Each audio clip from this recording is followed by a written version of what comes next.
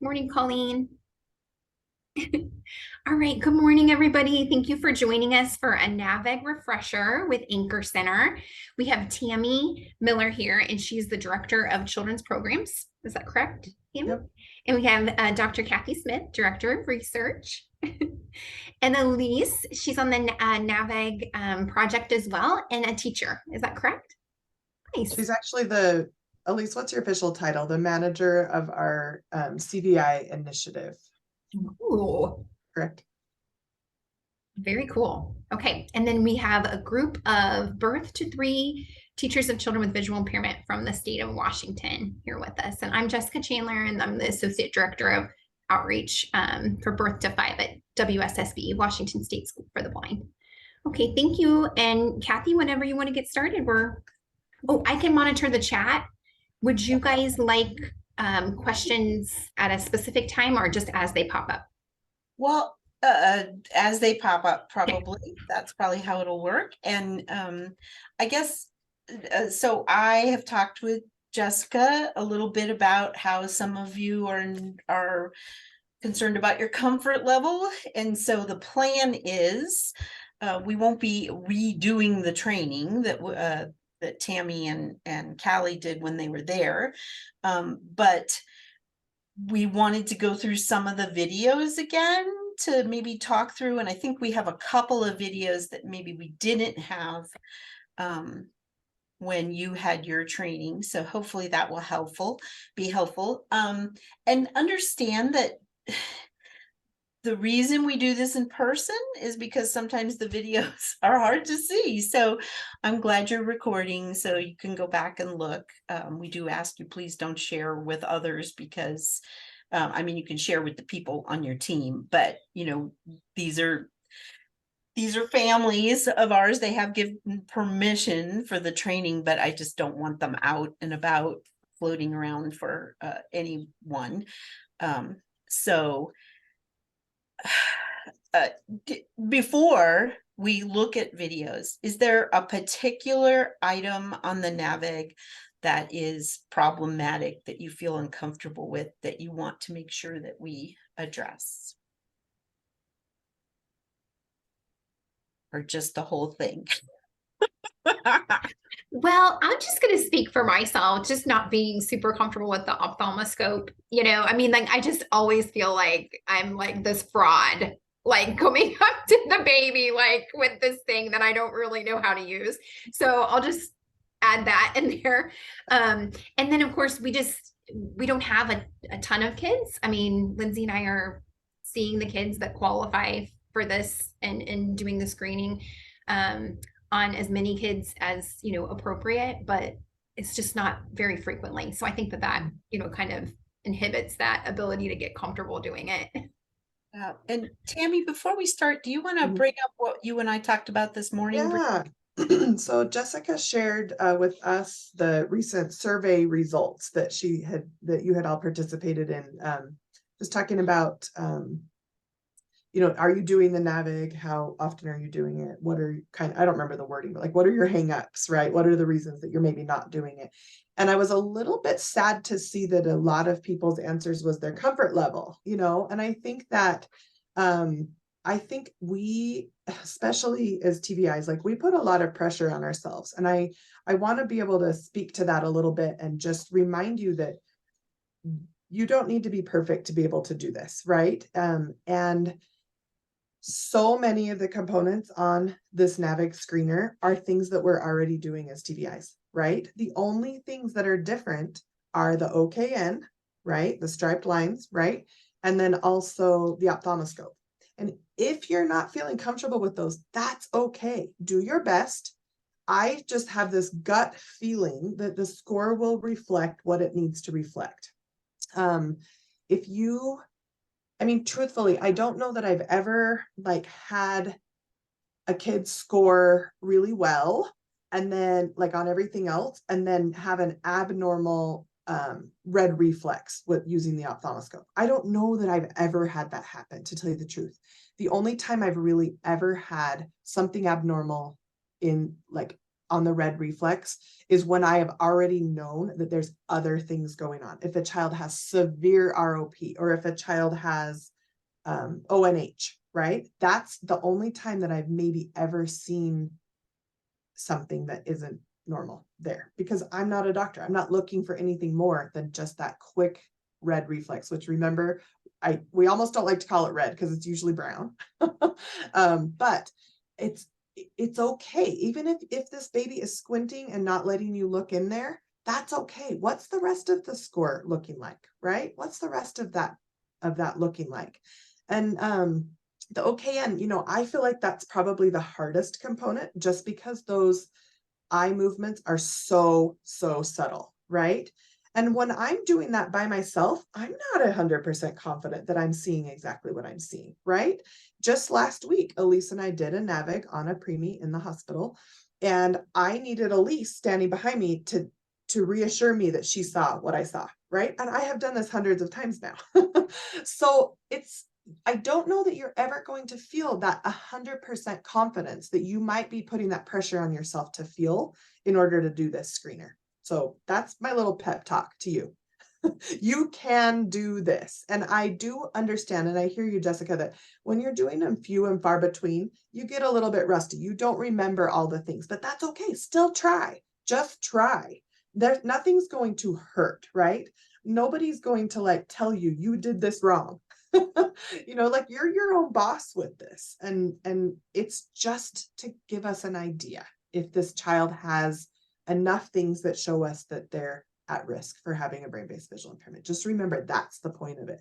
It's not to diagnose, it's just to let us know there might be something else going on that this child might need to have looked at. And the numbers show that it's pretty unusual for us to have a 5 or a 6, be on the edge. Most of the kiddos, it's 0 or it's 14 or it's 12, and that's pretty clear. And if you've got a score like that, well, this is a fail. Remember, it's a screening.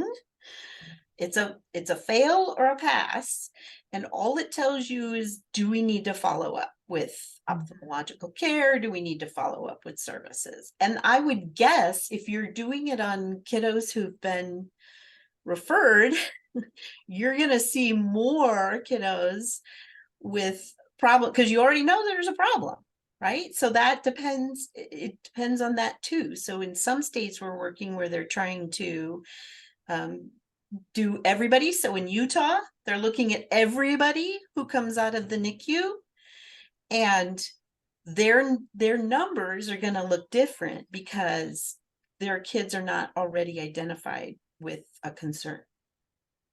So let's look at some videos. I don't think we had Isabel for pupillary reflex last time, so let's start with that. Oh, yeah, we don't need sound. So if let's see if I can do, where's my slideshow? Play from start. Yeah. No, I want to enable media. Okay. Don't be doing that to me. Okay. So let's stop and go back. So this is Isabel. Isabel is our development director's little girl. And she does have dark eyes, but this is a pretty good video if you get in there close and you look. So this is pupillary reflex. Does she respond? And we're using, she's in the eye clinic. So this is the ophthalmoscope light feature, because we have the fancy one and you probably won't have this, but you can use, you can use a flashlight. You should be doing this anyway. Elise and I used a phone in the hospital last week. Yeah, you can use the phone for sure. So I remember when I first started using my phone on functionals, that was such a crazy thing. Okay, so let's see if I can bring this back to the beginning and start again. So watch close, look at that pupil.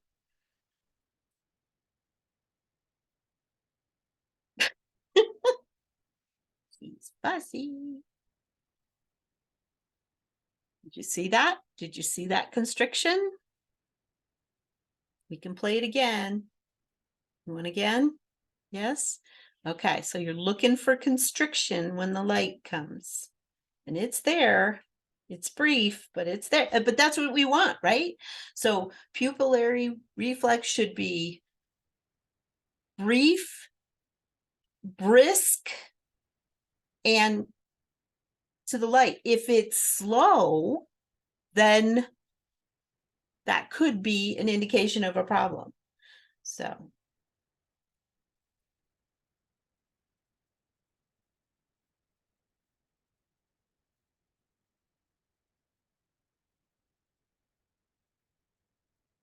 see? So it's not huge, but it's there. And you have to get used to looking to that. And I would think that you guys would be doing that anyway.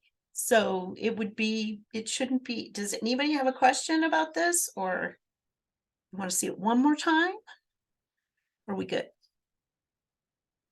So, talk about technique. We don't want to shine the light in their eye right in front of their face. You come from the side. So it's here, and you come in and see if it responds. And then you go to the other side and you come in. What's happening here that we don't recommend? What does this baby have? Pacifier.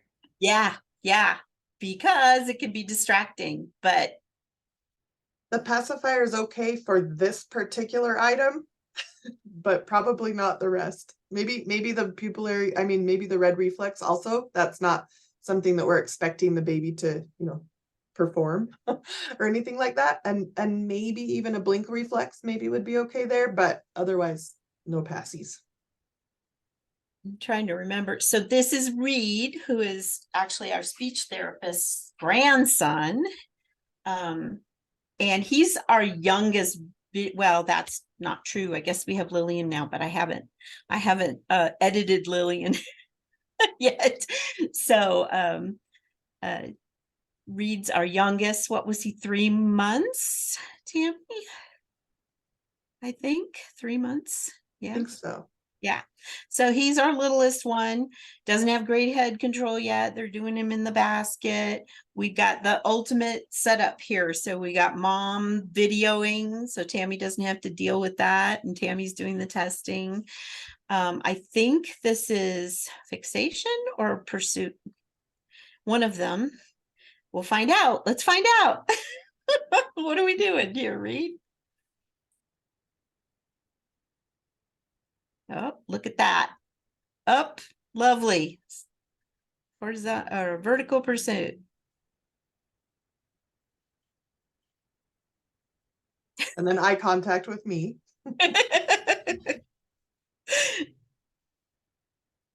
Perfect. Look at that. Look at that track. Yay! That's what we want to see. So again, Reed is a typical baby. We didn't anticipate any problems. We didn't see any. He passed with flying colors. Let's watch that one more time though. So this is one of those tests where you can use the ball, you can use the face. So the down was brief, but it was there. And then she's got to get his attention again. Lovely, lovely. So, he's 3 months old, almost doesn't have to move his head. That's amazing. So, anybody have questions there?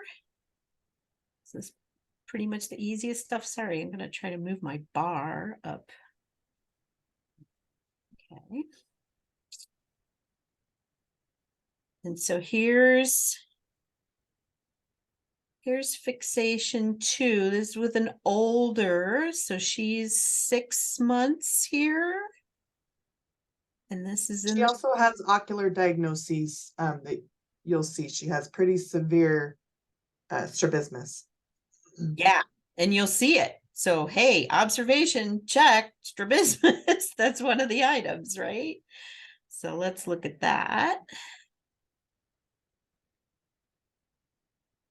but great fixation. Look, she's reaching, she's looking, she's smiling. So that's all we need. We just need them to look at, you can look at your face, you can look at the hiding Heidi face, you can look at the ball. Those are the things that we're looking for with fixation. And question is, how long should the fixation last? It can be brief. If there's, if this baby is focusing on anything that's presented or that's there, that's fixation. That's something I had to ask those questions too. In our early training with Dr. King, I was like, what if it's just quick and then they look away? He's like, did they look at you? Yes, then that's fixation. Or did they look at the ball? Yes, then that's fixation. well, and what is Tammy doing here that we kind of don't want you to do, that she had to learn?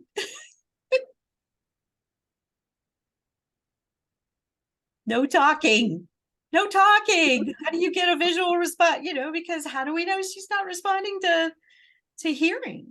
So, you know, I can't tell you how many home visits I've been on in my life where I'm still kind of trying to figure out what a baby sees. It's one of my, you know, 15th visits or something, and I come in and the mom's like, oh, she's responding to this, she's doing this, and they're talking, or the thing that they're showing them is making a sound the whole time. So then you kind of have to gently, let's take a step back and take away the sound and see if we see the same response. And sometimes we do, and sometimes we don't.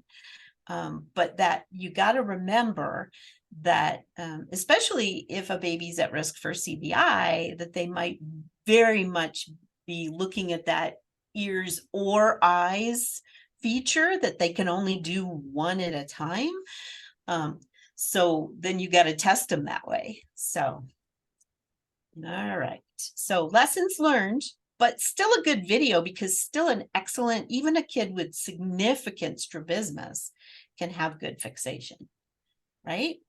So now here's the saccades, which are a little different. So saccades is another name for that shifting gaze. Can you go from one to another? It has a little different meaning when kids are older and they're reading, but for our case, it's this. Lacrosse balls. Oh, we're going to talk. So I'm holding these up and we are testing her saccades. We're wondering if she can look from one object to the other. We're going to, first of all, let her find one of them. Okay. Put her back a little bit toward you. So we got one. Oh, There's my naughty wiggle. Don't do that. We go. We go. She's got. and good see, then that second time saccades. she did it without the wiggle. So we give it to her, right? But why do we not want to wiggle? Just the movement, like is movement necessary? And you take that piece out. Right. Okay. No, go ahead. You go ahead. This is for you, not me. Well, I just had a quick question. Are we always presenting both stationary? Are we ever presenting one and then? That's usually how I do it. Okay. I do one and make sure that they're looking at it, and then I bring the other one in. And so in this case, I actually wasn't looking up right when the video started, so I don't remember if I had them both there right at the Okay. beginning. I'm not sure. You can do it either way.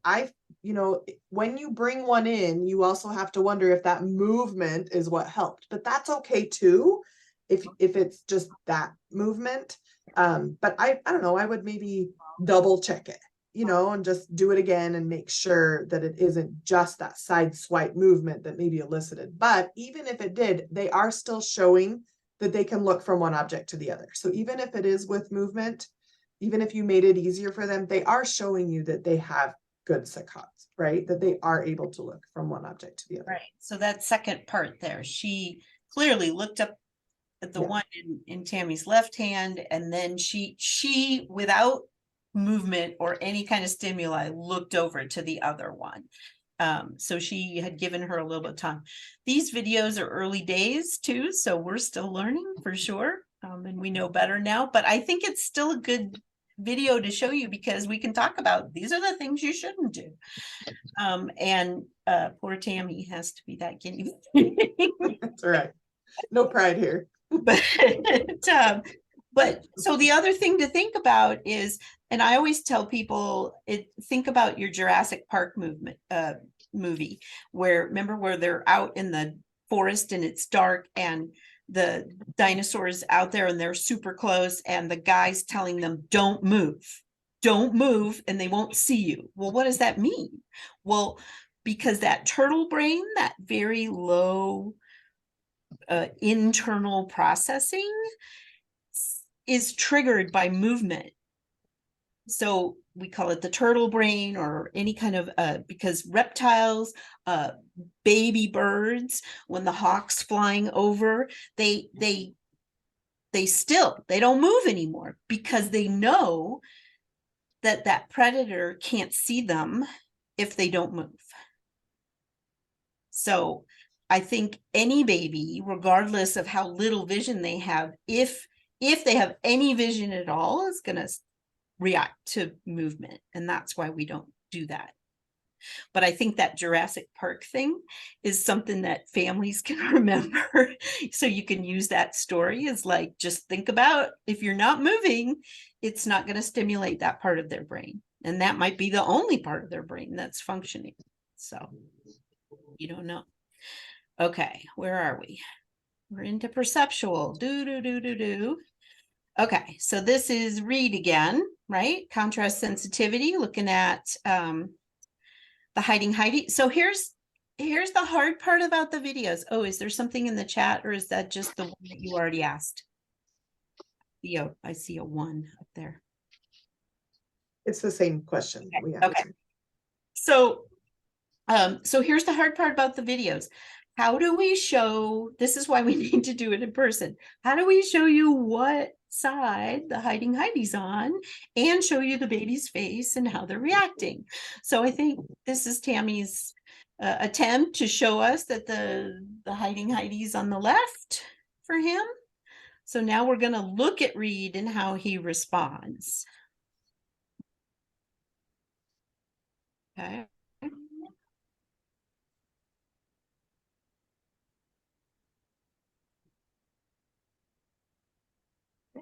With 100%.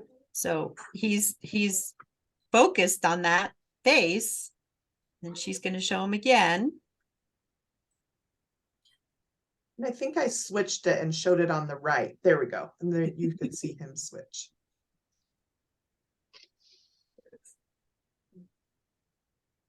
Let's watch again, but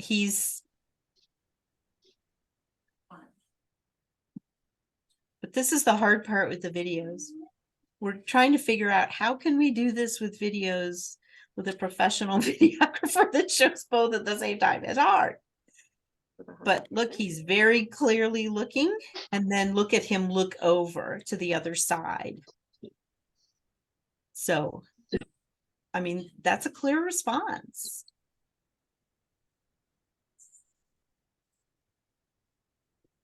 Real quick question. Yeah. Since we can't really see Tammy, my memory from doing this, and then also just from using Heidi for many, many years, is we have the white over the face, and then you're coming out, whether it's in you know, whatever position. Is that correct? Yes. Okay.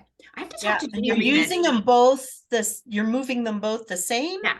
Yes. Yes. Okay. And being careful not to have sound between the cards.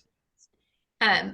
I will connect with Jenny Remus from Ohio next week. She was trying to tell me, you know, some other way. And so I was like, I'm going to need a demo. I can't understand what this is over the phone, but that's the way I've been doing it. I'm trying to remember when we were there doing the training with them, this did come up, and I'm trying to remember what the conversation was. I'm blanking out on that, but I do remember it coming up. I'll follow up because I was very curious because she mentioned it and I thought, wait, that's how I do it. So yeah, there was something. Oh gosh, I'm sorry. I can't remember. Yeah, I don't remember. This was a topic. Okay. Yes, it was. And are you going to be there next week at IKEA? Yes. And Yay, Jenny. we'll see And you. Jenny. We'll be there too. We can all talk together. I'll throw my hiding Heidi in Your my suitcase. bag and we'll make Jenny show us. Perfect. That sounds great. But, you know, I mean, I think, We've got it. yeah, it's not, oh, is there another question? Oh, yep. Sorry about that. Oh, yep. 100% and the 25%. That's correct, Hannah. Yes, so if they get the 100%, then you go to the 25%. And if they get only the 100%, it's a 1. If they get all the way down to 25%, it's a 0. Right? If they don't get either of those, it's a 2. Okay. All right, so here's another, and this is an older child. This is a child with significant, he's got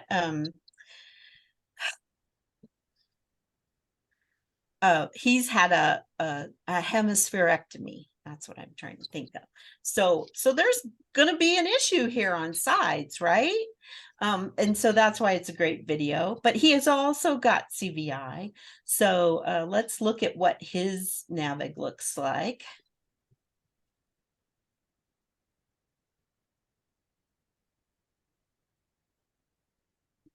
So he's got a much slower head turn, but there it is. He needs to really move it, but he's got it.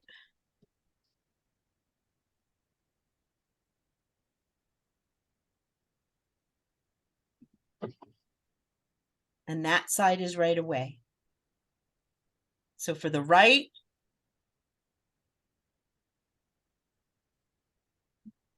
oh, maybe it's to the left. I don't know. No, I don't think so. I think she's doing it again. Yeah, he needs to almost do a head thrust. So I don't know if there's ocular motor apraxia or if it's the hemispherectomy or what. Does it matter? Does it matter what it is? No. Then it looks like it's hard for him to go up.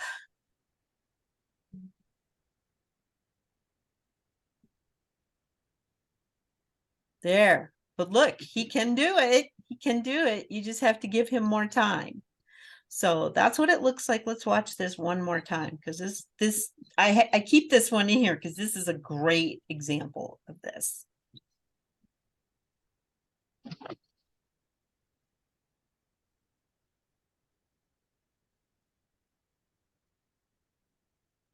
So it's slow, but it's there.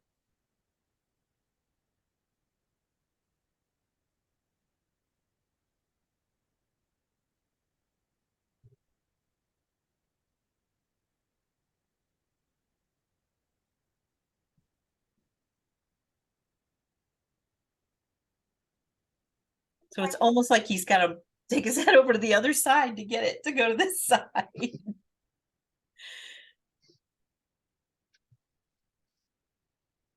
Now let's look at the vertical.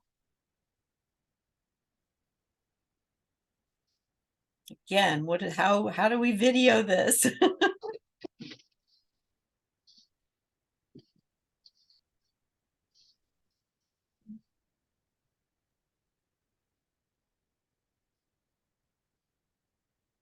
So think about how many times that took him and how long it took for him to do that, but he still manages it. So we give him more time.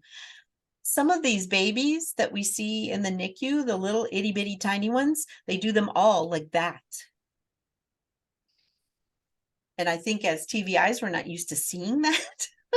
So you might be like, holy cow, did they just do that? So even babies who have just been born and have no head control, they are able to find that face. So if you see it, that's great. That's a good thing.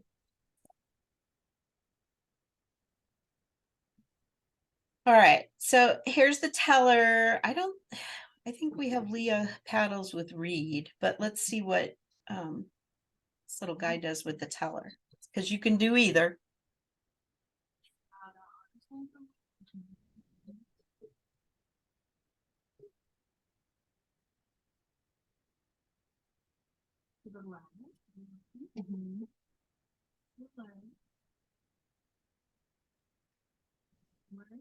And see, I've been trained differently on the teller than Callie has. So my training with the teller says you don't flip the cards because what is that? That's movement. So you're getting their attention. And you're absolutely supposed to be looking through the hole. So the tellers are problematic because there's a standardized, structured way to do it. That's why we kind of feel more, and obviously they're outrageously expensive. So they're not very functional. It's like, too bad you can't just order, 5 270 cards, right? One thing If that we could do that, that would be great. this has come up in a lot of discussions about, the way that we're using this card in this manner. And like, I think that we all agree that like, holding it the right way, looking only through the hole is the right way if you're really looking for the acuity. But since we're just seeing if they can see that square with the striped lines, in this case, we do it a lot more casually for this. But if you're doing these things as part of an FVA, then you might want to do it the right way so that you don't have to do things twice. And same thing as when we were talking about saccades earlier, that movement piece, and also if you're testing fields, when we're testing fields, wanting to know if a child can see something on the right when they're not already looking that direction, right? Like we as TVIs, we do wiggle, we do use flashlights, we do all these things. So you can do that at the same time. Just make sure if you're scoring the NAVEG that you're scoring it without those extra things, right? And if you're, if you're using these teller cards as part of an FVA and doing a NAVEG at the same time, just realize that you can be a little bit more casual for this scoring on this. Right. Yeah. So think about that. What is the purpose? So this is the thing that's hard for TVIs to let go. Like, we want to do anything to get that baby to see this thing, right? So we're going to move things. We're going to spin the cards. We're going to twist, when we're doing an FVA, when we're trying to get them to do to reach for a toy, to meet a goal, the point is that we want to know what's the threshold, what can we do to adapt the environment so that they can do it. This is not that. This is, we're looking at specific skills that they should be able to do at a specific age. And if they can't do it, then it's a 2. Right? So don't get caught up in what can I do to change, well, maybe if I put a black thing behind me, they'll be able to see the lacrosse balls. Well, yeah, but that doesn't work. That's not necessary for the screening. You can do that later. So if they don't respond to the lacrosse balls and you can't get them to do the visual field test, when you come back and you're doing strategies to get them to do that, you can put the black thing behind you, or you can wear the black t-shirt. Absolutely. Go for it. But this is not about adapting the environment. This is about doing it this way to see if they can do it. It's a hard thing for a TVI to do, I think. Speaking of, let's do visual fields here with, why can I not remember her name? Felicity. Felicity, yes. I'm like, she has a very unusual name. Why can't I think of her name? Yes. Okay. So now. So there she is. She's talking again. She's talking us through it. So I'm going to wait till she has central fixation, and then I'm going to see if she can see. There's one of her. This is before I knew not to wiggle. Now, we think that movement is different than actually static. So let's see what about static. Okay, I'll do that side again. And I also have a little bit of coaching here from Dr. King behind me, and then we talked about it later, and we actually present this a little bit differently now. So Kathy, I'm wondering if we actually want to continue to have this particular video in there. Okay. So what I've got here where I'm having her look centrally and then I'm having her look to the, you know, to the different fields. We now do that differently and we only present something in the field. And so the purpose of having that ball centrally is just to make sure she's not already looking on that right or left or upper or lower field, but we can see that with our eyes. So a better way is to probably not have that central ball there like we had in that video. That was a big discussion after that, but we kind of changed the way that we do that. All right, I'm making a note that I have to Okay. take that out. I will. So here's Reed. You're doing it with Reed here. And we have two different videos because initially Reed was not getting the right side and then she came back and he got it. So it's a great example of what it shouldn't look like and what it should look like, I think. And I don't know if the window placement had anything to do with it. So he had a window on his right side with natural light coming in. And I don't know if that affected this, but this was the only thing in the whole screening for him that he did that wasn't a quick normal reaction at first, but then he did it the second time I tried it. So even if he didn't pass it, he still would have passed the screening, right? So this was Right. the only thing. So And I that- didn't have to go back and try it, right? He did not give it to me the first time. That could have been good enough. But then later it was just kind of bugging me as a TVI because I'm like, I know you can do this, Reed. So she's got them together and then she pulls it apart. Oh, right away on that left side, right away.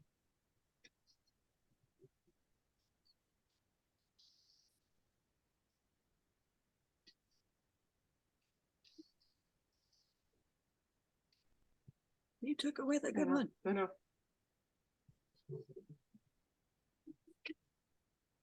No, nothing.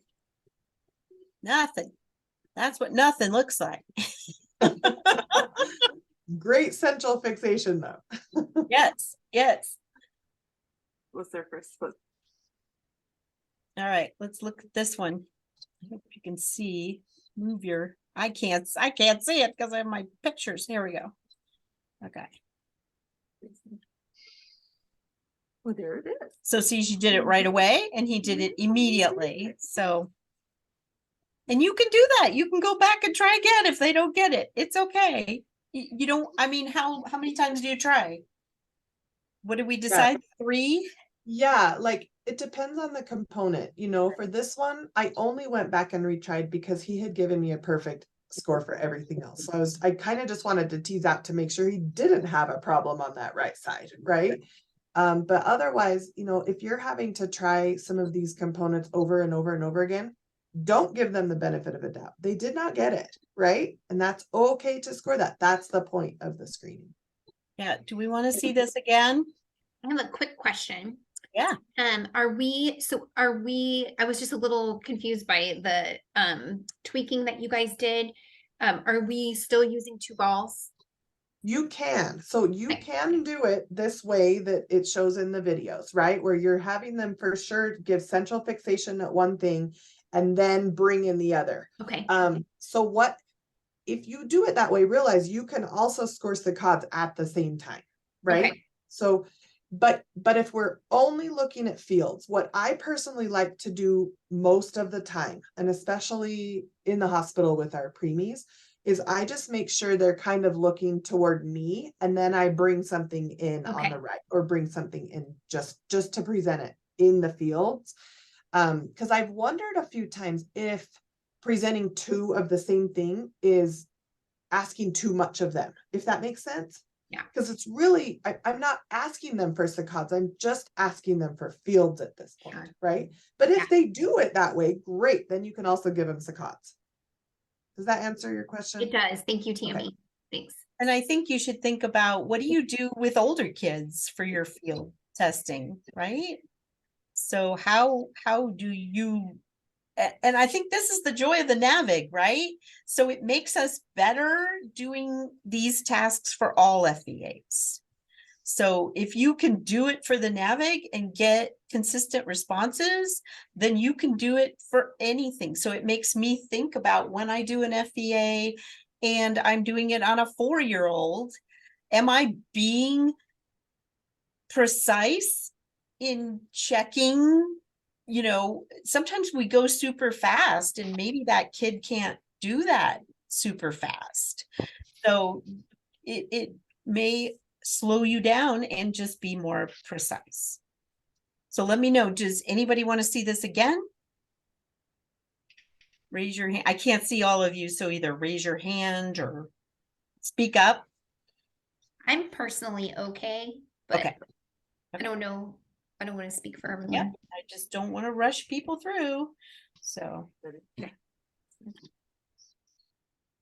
okay. So here we go. And I think this is a pretty good video, actually. So we're gonna go with Felicity again with the OKN. But again, it's hard to see which way is it going. So I think you'll probably be talking us through. So I'm And watching she's starting to see lose if it her here. eyes will give us signs of nystagmus. This is when we want to see it. You like that, huh? There we go. And there it is. Did you see it? Don't close your eyes. Don't blink, because there it That to was. her right and Yeah. now direction to her left. I'll play this again for sure. She's definitely got it. It's a little bit intermittent, a little bit slow. Now I will test vertically going downward.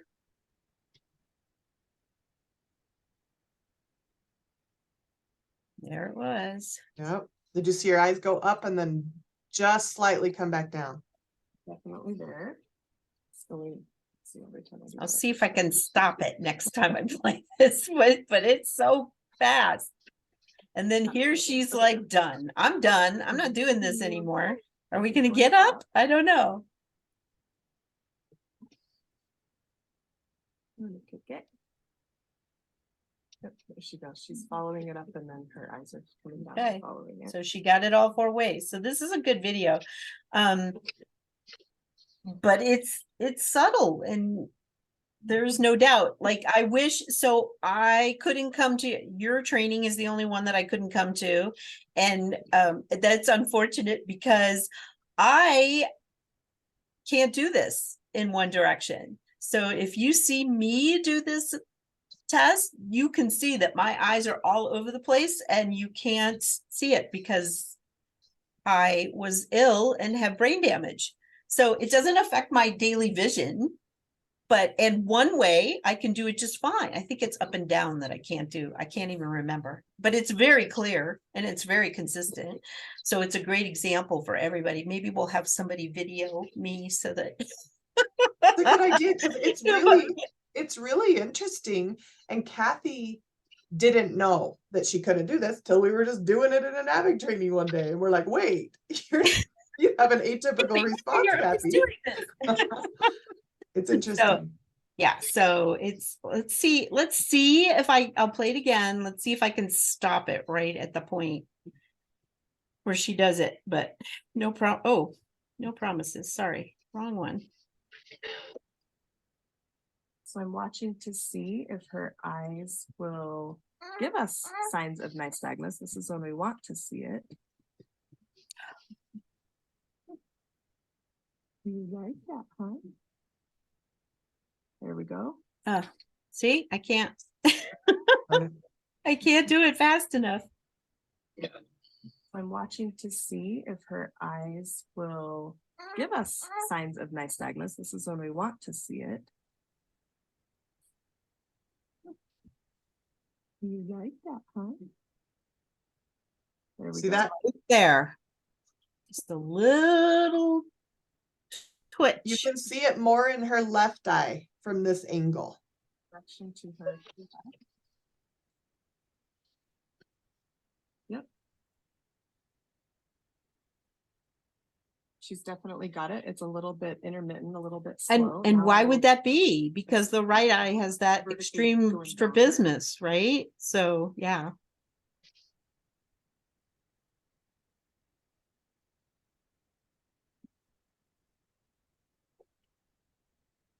definitely there. There, just So a blip. we- And now we know that we do the up first Okay, because, you know, it keeps them alert. going up. If it's a young baby, then it wakes them up to do the up first because it makes their eyes open a little bit more.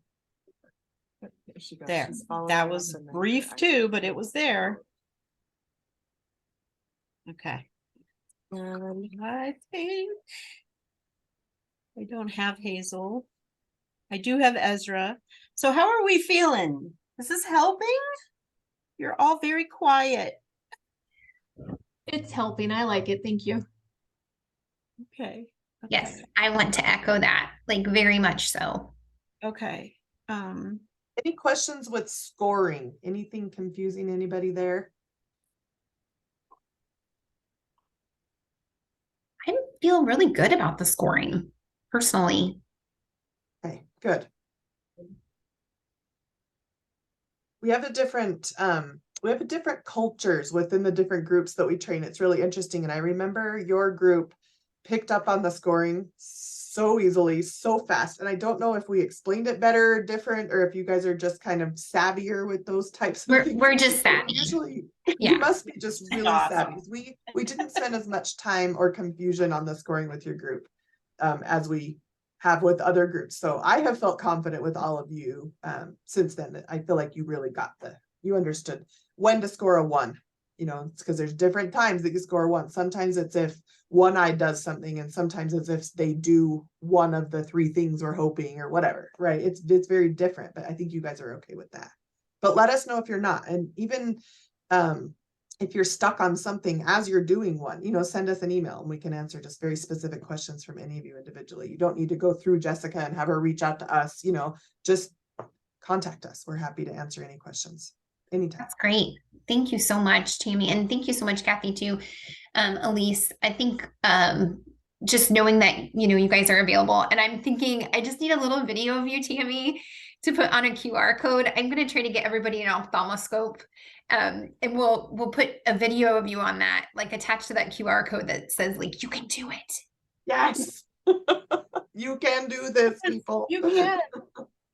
Like our own private pep You talk. don't have to be a doctor. You know, I think doctors are like, oh, well, I'm a doctor. I'm the only one who can do this. And you know what? That is not true. So, in fact, they have more experience. I think we talked to you guys about how the people in Utah, the way that they have their EI set up, they were able to start doing this immediately with all the kids that are in the NICU and are referred to EI, which I believe every child in Utah that is in the NICU gets referred to EI. So I remember hearing from some of their EI TVIs about how scary it was to get started. They just had to get started because that's just the way, that was the expectation.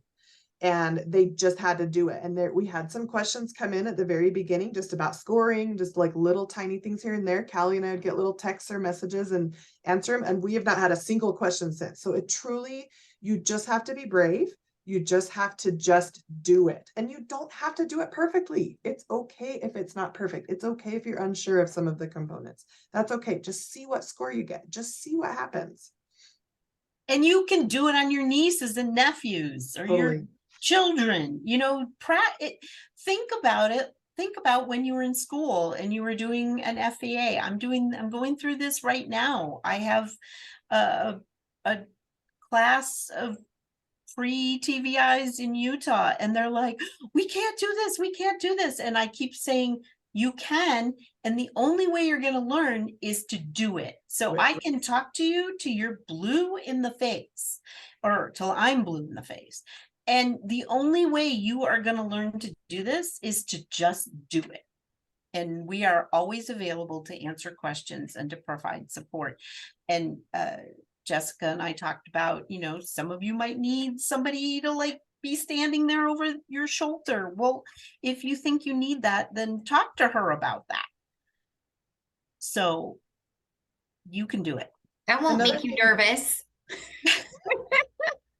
Another thing that has been helpful for some other groups who are hesitant is to figure out a way to have 2 of you be there for the first time and just give that extra reassurance. Now, I know geographically that might be a little bit difficult. I know some of you are kind of working alone in your areas, but maybe when you are together for whatever reason, Even if you don't have an actual kiddo, you know, that qualifies, like maybe somebody's niece or nephew, or, you know, just to practice together, is really helpful. Or have the, Jessica, or if you talk wanna- to the parent and say, hey, would you like to video this? So have the parent video it, and then you can share your video with somebody. You know what? My experience is parents love that. They love, oh, you want to video my baby? Yeah, let's do it. And then they can watch it again too.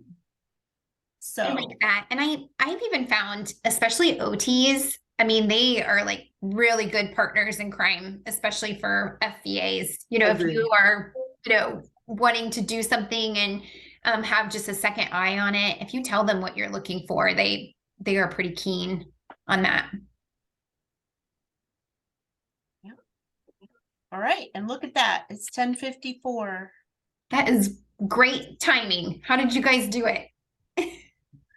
Practice, Yeah. practice, practice, practice. I think that's the theme of the day. Yeah. Okay. Well, I certainly am willing, probably not in the month of April because it's just crazy town. But after I get back from Louisville and life starts to settle down, maybe. Yeah, I'm more than happy to come out. And Lindsay is amazing too. I mean, she's pretty busy with home visits and stuff too. But we have, you know, we're trying to get these under our belt. So we can be a resource. It sounds like Tammy and Elise and Kathy don't mind you reaching out to them. So, and then I will put this on to the team site and make sure you all have access. So there's a NAVEG folder on there already. Hannah reached out yesterday. I had given everybody access to the folder, but every single file in the folder needed permission as well. So since then, Kayla has given everybody on our team, our PLC team, access. So if there were even other things on there, just get on there and browse and see if anything might be helpful. And the Washington letter is on there too for you to provide with the score sheet that the family can take to the doctor. Right. Well, thanks everybody. I hope your week wraps up nicely. And I hope that our Colorado friends send some of that beautiful weather our way. I think it's going the other way, but whatever. Well, I'm going the other way, so that works out for me. That's right. We'll probably end up with your weather at the weekend. I think it's supposed to get yucky for us again, but well, Kathy next week. Yay! Yeah, Kathy in Louisville said she ordered up sunshine. So all right, thanks everybody. Have a wonderful Wednesday. Take care. Thank Bye. you. Bye-bye.